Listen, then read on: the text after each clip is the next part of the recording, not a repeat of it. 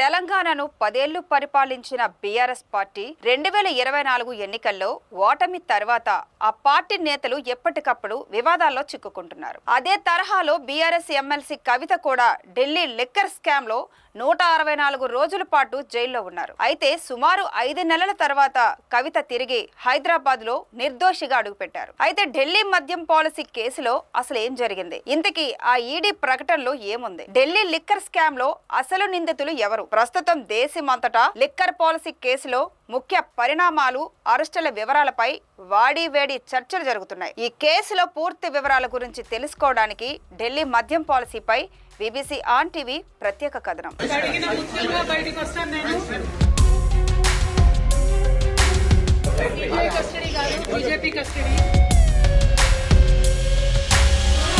బయట బీజేపీ వాళ్ళు మాట్లాడేది లోపల సిబిఐ వాళ్ళు కూడా అడుగుతున్నారు.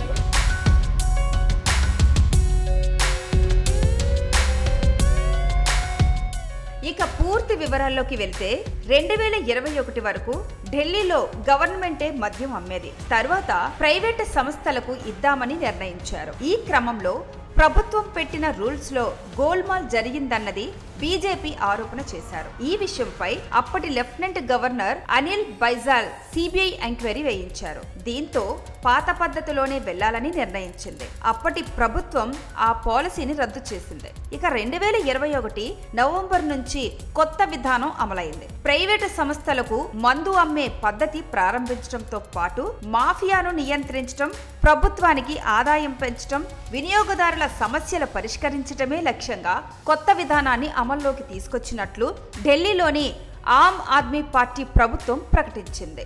ఈ కొత్త విధానం వల్ల గతం కన్నా ఎక్సైజ్ ఆదాయం 27% పెరిగి 890 కోట్లకు చేరుకుందని చెప్పింది. ఎంఆర్పీ కన్నా తక్కువ ధరలకు మద్యం అందించేలా ప్రభుత్వం ప్రోత్సహించింది. మద్యం రిటైలర్లు ఒకటి కొంటే ఒకటి ఉచితంగా ఇస్తూ విక్రయాలు పెంచుకున్నారు. అయితే పలు బ్రాండ్లపై ఎంఆర్పీ ధరల కన్నా తక్కువ ధరలకు మద్యం అందుబాటులోకి రావడంతో ఢిల్లీలో అమ్మకాలు పెరిగాయి.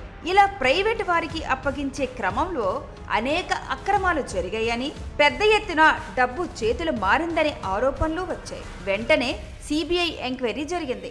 ఆ తర్వాత మనీష్ సిసోదియా ఇంటిలో సిబిఐ సోదాలు చేయగా దీని వెనుక అప్పటి తెలంగాణ ముఖ్యమంత్రి కల్వకుంట్ల చంద్రశేఖరరావు కుమార్తె కవిత హస్తం కూడా ఉందని ఢిల్లీ బీజేపీ నాయకులు ఆరోపించారు. ఈ కేసుకు సంబంధించి 2024 మార్చి 17వ తేదీతో విడుదల చేసిన ఒక ప్రకటనను ఈడీ 18వ తేదీ అధికారిక వెబ్సైట్ లో ఓ పోస్ట్ చేసింది. ఢిల్లీ సీఎం అరవింద్ కేజ్రీవాల్, మనీష్ సిసోదియా తదితర అధికార పార్టీ సీనియర్ నేతలతో కలిసి కవిత ఢిల్లీ మద్యం పాలసీ అమలులో అక్రమాలకు పాల్పడ్డారు. దీనికి బదులుగా ఆమ్ ఆద్మీ పార్టీ నేతలకు చెల్లించిన 100 కోట్ల ముడుపులలో కవిత ప్రమేయం ఉంది. 2021-22 ఏడాదిలో మద్యం పాలసీని నిబంధనలకు విరుద్ధంగా రూపొందించారు. అనంతరం హోల్సేల్ డీలర్ల నుంచి వచ్చిన లాభాలను వాటాలుగా కవిత, ఆమె అసోసియేట్స్ పంచుకున్నట్లు ఈ దర్యాప్తులో తేలింది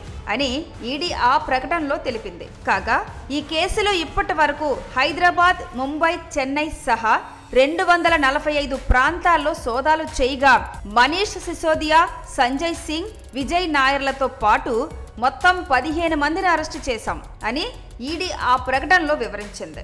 అయితే ఈ లిక్కర్ స్కామ్ దర్యాప్తులో భాగంగా 2024 మార్చి 15వ తేదీన బీఆర్ఎస్ ఎమ్మెల్సీ కవితను ఈడీ అరెస్టు చేసింది. ఇరు వర్గాల వాదనలు విన్న న్యాయస్థానం కేసు విచారణ పూర్తయిందని భావించి ఆమెకు బెయిల్ మంజూరు చేస్తూ తీర్పు వెల్లడించారు.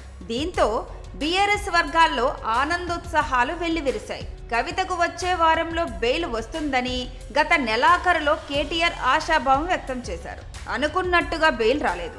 విచారణ వాయిదా పడింది.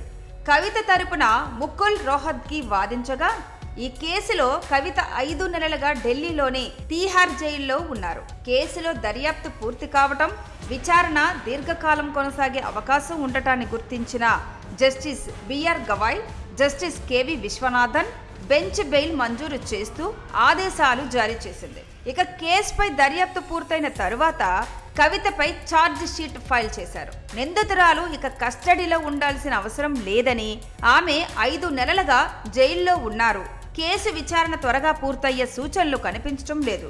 ఈ కోర్టులో అనేక ఇతర కేసుల్లో చెప్పినట్లే విచారణ ఖైదీల జైల్లో ఉండి శిక్ష అనుభవించకూడదు అని కోర్టు వ్యాఖ్యానించింది. పైగా సిబిఐ, ఈడీ కూడా బెయిల్ విషయంలో పెద్దగా అభ్యంతరాలు వ్యక్తం చేయకపోవడంతో సుప్రీంకోర్టు బెయిల్ మంజూరు చేసింది. కాగా ఢిల్లీ లిక్కర్ స్కామ్ కేసులో నిందితులుగా ఉన్న వారికి వరుసగా బెయిల్ వస్తున్నాయి. ఢిల్లీ మాజీ డిప్యూటీ సీఎం సిసోడియాకు ఈ మధ్య బెయిల్ వచ్చింది. ఇదే తరహాలో కవితకు కూడా ఆగస్టు 28 బుధవారం సాయంత్రం 5:30 సమయంలో విడుదల చేశారు. ఓవైపు కవితకు బెయిల్ రావడంతో బీఆర్ఎస్ నేతలు సంబరాలు జరుపుకుంటుంటే, మరోవైపు రెండు జాతీయ పార్టీలు కాంగ్రెస్, బీజేపీలు పరస్పరం రాజకీయ విమర్శలు ఎక్కుపెట్టాయి. కవితకు బెయిల్ రావడం వెనుక కారణం బీజేపీయే అని రాష్ట్రంలో అధికారంలో ఉన్న కాంగ్రెస్ నేతలు విమర్శిస్తుంటే, బెయిల్ రావడానికి కాంగ్రెస్ సాయం చేసిందని కేంద్రంలో అధికారంలో ఉన్న బీజేపీ ఎదురుదాడికి దిగుతోంది. ఇదిలా ఉండగా కవిత కేసు విషయంలో కేసీఆర్ అంటీముట్టనట్లుగా ఉండడం వెనుక కేసీఆర్ బలమైన రాజకీయ వ్యూహం ఉందని పలువురు రాజకీయ విశ్లేషకులు అంటున్నారు.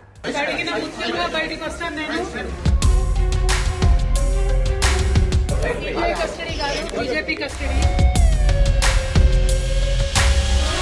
బయట బీజేపీ వాళ్ళు మాట్లాడేది లోపల సిబిఐ వాళ్ళు కూడా అడుగుతున్నారు.